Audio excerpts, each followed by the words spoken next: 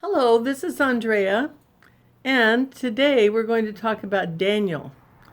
Daniel loved to talk about the day of the Lord, and what he meant by that was that someday all these exiles who'd been taken to Babylon and other places would be returned to their own land, and that God would provide for them not only a regular kingdom on this earth, but a kingdom that would last forever. And we have some idea what that is. And he talked about the Son of Man, and Jesus used that term to describe himself. Now, there were several young men at the time of the Babylonian exile who were taken to be in the king's palace. And this often happens when a ruler takes over another country. He'll take some of the most intelligent and promising young men or women from one culture and take them to be trained in his own culture. So there were four young men named Daniel, Hananiah, I can't read my own writing, Mishael, and Azariah. But their names were changed. Daniel was changed to Belteshazzar, and then there were Shadrach, Meshach, and Abednego. So Belteshazzar, Shadrach, Meshach, and Abednego. Those are exciting names. Now, Belteshazzar, Shadrach, Meshach, and Abednego were Hebrew children, and they were not used to eating food that was not in their diet. And so the king wanted to feed them the wine and the heavy meats that all of the young men ate who were from Babylon. But they said, no, we'll just eat the vegetables and the water that we are used to. And just watch and see in a few weeks if we're not the healthiest people in the palace. And sure enough, that's exactly the way it came to be. In fact, Belteshazzar, Daniel, was such a healthy young man that he lived to be very old. And he lived all the way into the first year of King Cyrus of Persia. There were the Babylonians, and then the Medes, and the Persians, and then the Greeks, and all these are mentioned in the book of Daniel. One of the most famous Greeks, of course, was Alexander the Great. Now, Daniel, sort of like Joseph that we had read about before, he knew how to interpret dreams, but he didn't take credit for that himself. He knew that God gave him the interpretation of the dreams. And Nebuchadnezzar, one of the kings of Babylon, had a dream, and he didn't know exactly how to interpret it. Part of the reason he couldn't interpret the dream is because he couldn't remember the dream. He woke up all disturbed that he had had some kind of a dream, and he brought in all his magicians, and he said, "Interpret my dream." And the magician said, "We will do that, O king. What's your dream?" And Nebuchadnezzar said, "I've told you, you need to interpret my dream. Tell me what my dream is about." And they said, "We'd be happy to tell you about your dream, even if they had to make up something. But we need for you to tell us what the dream was." And Nebuchadnezzar said, "You're all going to be put to death because you are not good magicians. You cannot tell me my dream." And they were really frustrated and flustered and frightened, and they said, "No one has ever asked someone to interpret a dream that they haven't even heard what happened in the dream. This is not fair." So someone thought of the great idea of calling Daniel, because Daniel received his interpretations of dreams from God directly, and God, in this case, gave him the dream itself. He said, "O king, there was an amazing statue. It was partly of gold, partly of silver, bronze, iron, and clay. And the clay was the feet of this great statue. But the statue in the clay feet was struck by a stone, and the entire statue came falling down." And so sometimes if you hear someone say something about clay feet, then you'll know that whether they know it or not, they're referring to this old dream that Nebuchadnezzar had. And so Nebuchadnezzar said, "Truly, your God is the God of gods and the Lord of kings. You have interpreted my dream." And the dream was meant to tell him that various empires would come and go in the same place. And like I said, the Babylonians, the Medes, the Persians, and then the Greeks. So he decided that Daniel, because he was such a brilliant person, was because as a gift from God who gave him the interpretation of dreams. And so he wanted to worship God, but he never forgot, this is Nebuchadnezzar, never forgot about his old gods, and he still thought that he could worship them too, but it doesn't work that way. So he made Daniel very high up in the government, and a lot of people were jealous of Daniel. So they thought of a little trick. These people who were jealous of Daniel, they said to the king, they said, you know, there's someone in your kingdom that is not worshiping this golden statue that you have set up. Now, that's not the same statue as the dream. This is a golden statue that he set in the middle of a plain.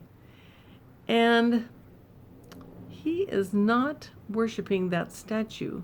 And also, his three friends, Shadrach, Meshach, and Abednego, are not worshiping the statue. Well, king figured out it was Belteshazzar, and he was sad about that.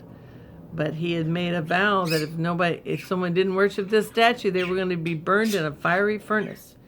And he had it heated up 7 times hotter than it would normally been. So I don't know how hot that would have been, but it was 7 times more than a fiery furnace that was sufficient to do a lot of destruction. He didn't want Daniel and his friends to go into the furnace. He really did not. But he had been tricked by these other advisors in advance who knew that it would be Daniel and the 3 friends that would end up in the furnace. So they threw them in the furnace, in the fiery furnace. But not a hair on their head was even singed. Nothing bad happened to those young men. So they were not burned up. And it was really, actually, Daniel was not put in the fiery furnace. We have other adventures for Daniel. But these Shadrach, Meshach, and Abednego were put into the fiery furnace, and they were not burned up. So when they came out, then the king was very impressed once again that your God must be very powerful. Then he had another vision. The other vision was of a great tree, and I think he actually remembered this dream. So he's getting a better memory as we go along. And the tree was a beautiful, large tree, but he heard a voice that said, cut down the tree and lop off its branches.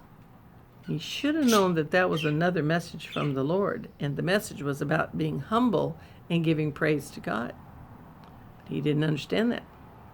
So 7 months passed by, and he was walking along the walls of the great castles that he had built, and he said, Babylon the Great, this great city, I, with my own great strength, have built this great city. And suddenly, just like the dream, the tree toppled, which means that he became a very different person.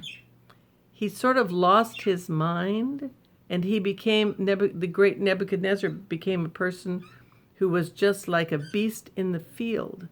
And he slept in the rain. He never had any shelter. And he had to eat grass like a donkey or a cow.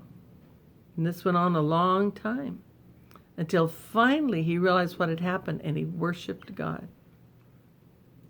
He finally realized that God is the God of the universe. Well, his advisors still had another trick to play on him.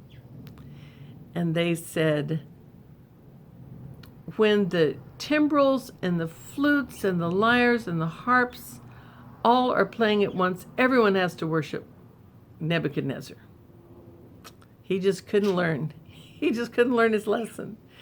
And so, of course, Daniel was the one person in the country who did not worship King Nebuchadnezzar. He had no intention of doing that, because why would he worship a human being when he could worship the God of the universe, who had made heaven and earth and all that is seen and unseen?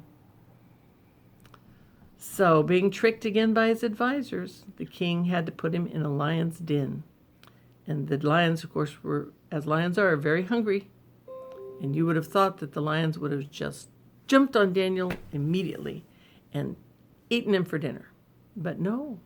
Daniel spent the entire night with the lions. They never opened their mouths. They didn't even look at him.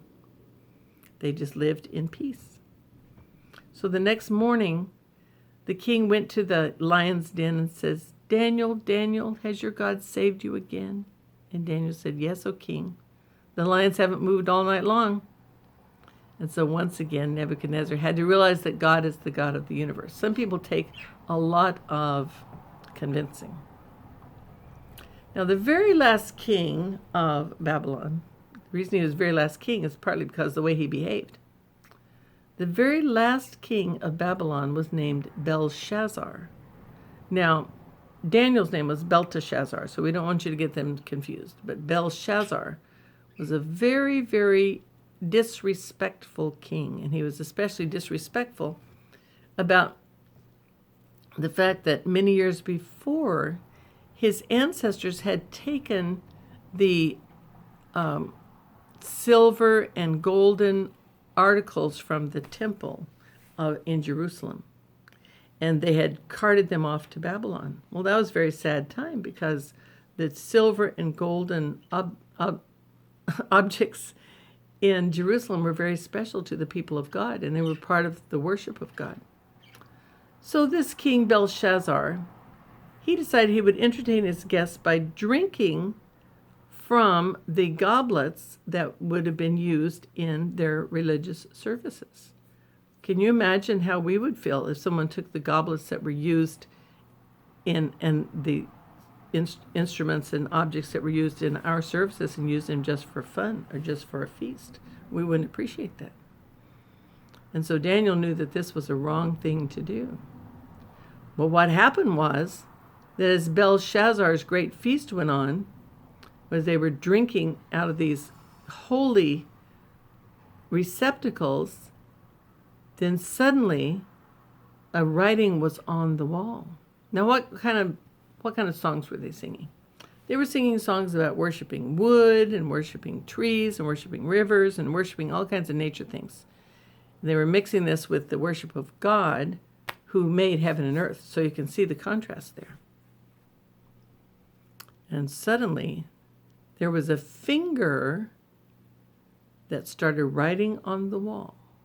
Mene, Tekel, Parsin. Mene, Tekel, Parsin. Well, they wonder what that was all about. And somebody remembered, Daniel, who's recovered or survived all of these times of persecution, might be able to interpret that for us. So they brought old Daniel in, who by that time is an old man. He said, it means you have been weighed in the balance and found wanting. And you will lose your kingdom. It will be divided among other people. And that's exactly what happened that very night. Belshazzar was killed, and his kingdom was turned over to the Persians. And one day, much later, Alexander the Great came over and took it all away from the Persians. So this kind of literature is called apocalyptic literature, where there's a lot of predictions about what's going to happen in the future. And there's a lot of numbers, and it's all very fascinating. And the book of Daniel is more like the book of Revelation than any other book that we have in the Old Testament.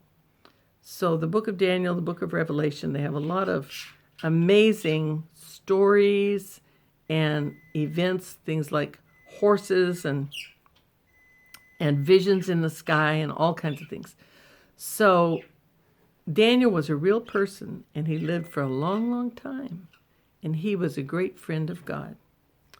And I'm so happy that we got to spend some time together thinking about Daniel. The next person we're going to meet is going to be named Tobias. He doesn't have a book named after him. His book is named after his father. But his name was Tobias, and he was one of the exiles. So we're going to find out what happens to Tobias. And thank you very much for joining me.